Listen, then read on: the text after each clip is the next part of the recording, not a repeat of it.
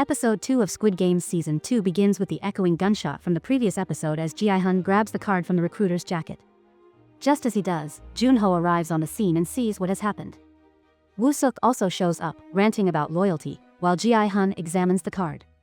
It reads, Club HDH, with a time, October 31st at midnight. Ji-hun and Junho catch up, exchanging information. Ji-hun learns about the captain and the hierarchy of the games, while Junho proposes that they work together to track down the VIPs. With Woo-suk now on their side, Ji-hun plans to use his money to recruit an army and arm them with weapons, aiming to fight back and end the games once and for all. New characters are introduced as well, starting with Kang No-yul. She has recently escaped from North Korea and is desperate to find her 1-year-old child, still trapped in her homeland. Having shot her superior to flee, her journey is perilous, and she's now on her own. With little money earned from working as an amusement park mascot and even sleeping in a parking lot, she is the perfect candidate for the games. Kang No-yul quits her job at the amusement park but is moved by the sight of a sick child, Na-yeon, being rushed to the hospital. She follows them to the ward, where she leaves behind her knitted hat and briefly holds the child's hand before walking away. Meanwhile, Junho speaks with his mother, who is devastated by the disappearance of his brother, In-ho. Resentment simmers beneath the surface, as Junho's mother indirectly blames him for In-ho's sacrifice of one of his kidneys to save Junho's life.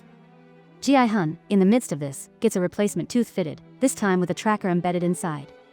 He recruits more gangsters to join Woo-suk, planning to storm the club on Halloween night with an army and weapons.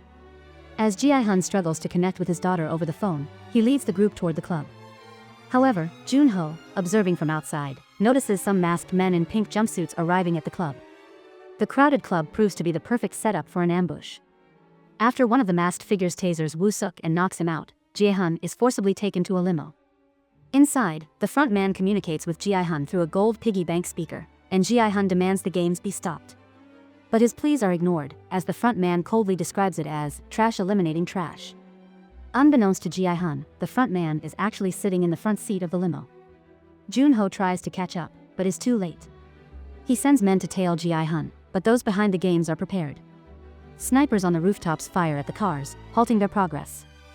And, of course, the police are nowhere to be found. With no other choice left, Ji-hun asks to be put back into the games. Speaking of the games, Kang No-yul, who has been recruited, isn't a player but rather one of the foot soldiers. She dons an outfit from one of 3 large trucks parked in an abandoned lot, preparing herself to play the games. If you enjoyed this recap, don't forget to hit the subscribe button and stay tuned for more exciting content. We've got amazing recaps and much more coming your way, so make sure you're a part of our journey.